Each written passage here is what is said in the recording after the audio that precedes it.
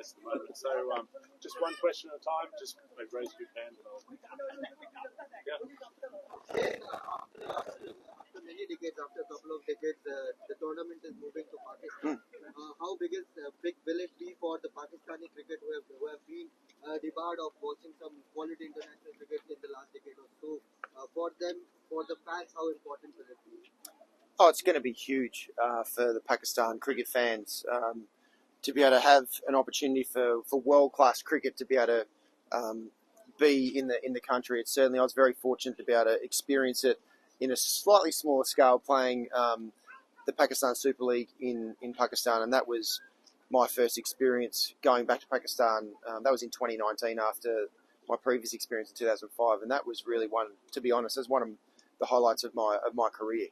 One of the best weeks that I had was going to Pakistan for the first time for a long time and seeing just how much love and joy they have for the game of cricket. And obviously they've been starved of world-class live cricket.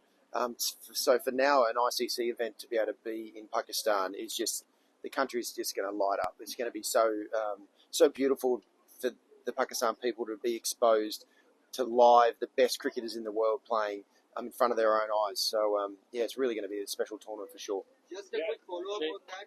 Is it a shame that India is not playing in Pakistan? What's your take on that? That's a nice little hospital pass you give me there. Look, in the end, it's unfortunate that things have worked out that way, for sure. But there's no doubt that what everyone loves seeing, watching, is the India-Pakistan games. Whenever they come together, whether it's an ICC event, it is a really special time because we've gotten a sense of what's on the line. We know from an Australian cricket's perspective how it is playing against our arch rivals, England. So to know how big a rivalry it is between India and Pakistan is always something special that no cricket fan wants to miss that game. So it is unfortunate that India aren't travelling to Pakistan for this Champions Trophy, but unfortunately that's just the way it is right now. Yeah, Shane, over here. I just wanted to know that bilateral ODIs are becoming a thing of the past right now with so much of franchisee cricket. We don't see too much of ODI cricket, and there is a marquee tournament that is the 50 over World Cup. So where does Champions Trophy find its place? It's happening after 8 years. And do you see the relevance of Champions Trophy remaining as it was during the time when you played and Australia won the Champions Trophy? Yeah, for me the Champions Trophy is a critically important tournament in world cricket because the One-Day World Cup is only every 4 years, and the Champions Trophy was great because it broke up those 4 years. So you were playing an ICC event, and the Champions Trophy was a special tournament from a playing perspective because there was always something riding on every single game. And when you're playing bilateral series throughout the year, you can get a bit stale, whether that's from a playing perspective, but for the fans as well. But when you play an ICC event and a Champions Trophy where there's only 8 teams, there is something riding on every ball. And as a team, you have to hit the ground sprinting. Otherwise, you'll be out like it was for the Australian team in 2013.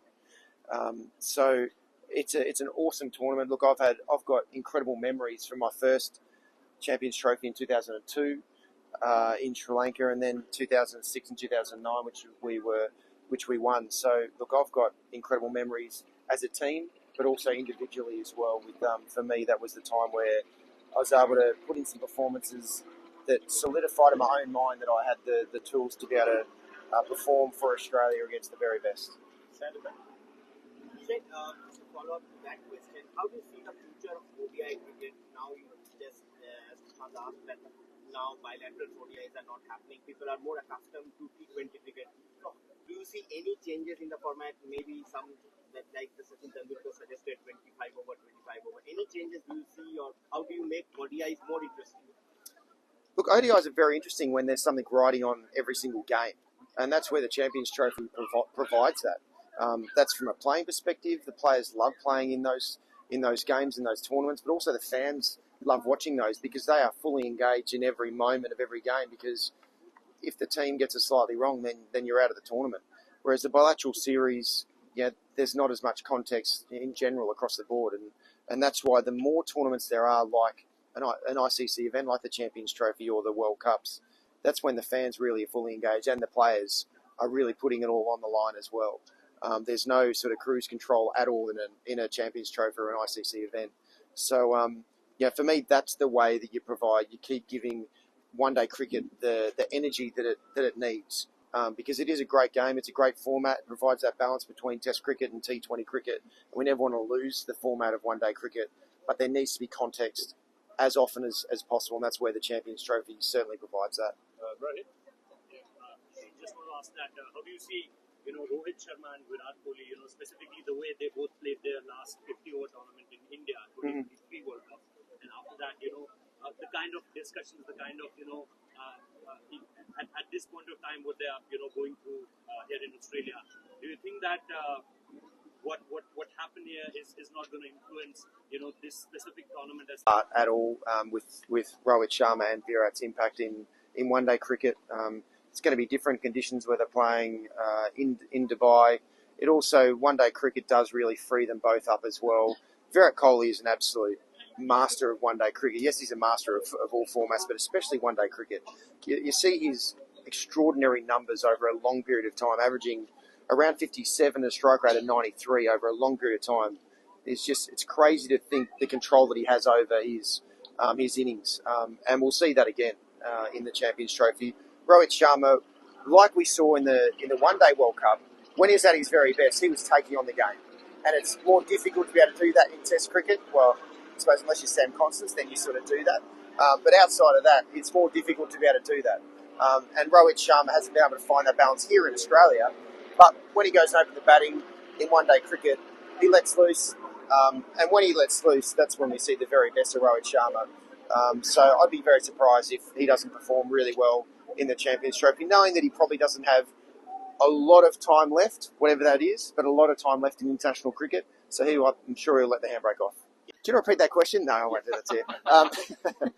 So the Champions Trophy, look, the beauty of it is, yes, it's only 8 teams, but it does mean that every game there's something riding on it. Like for me, with the World Cup, it's a great thing that the smaller countries get an opportunity to be able to play in a World Cup, which is an amazing experience. But to be able to distill that down and just have 8 teams, whether it's 8 teams or 10 teams, but every team that you're playing against is incredibly good, and every team knows going into every game they have to be at their very, very best. And there's not, apart from like the stage in the World Cup when it moves into that, for a tournament to be able to start out so cutthroat from that very first game, I love it. I always have. I love playing it, and I know the players love playing it as well, and the viewers love watching it.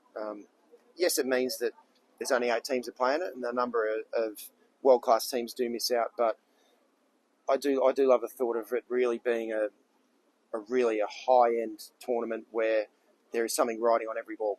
Sports तक पर आपको न सिर्फ खबरें मिलेंगी बल्कि आपका opinion भी मैटर करता है। ये आप ही का मंच है। आइए बताइए भारतीय क्रिकेट टीम से आप क्या उम्मीद करते हैं। रहिए स्पोर्ट्स तक के साथ, सब्सक्राइब कीजिए स्पोर्ट्स तक को YouTube और Facebook पर।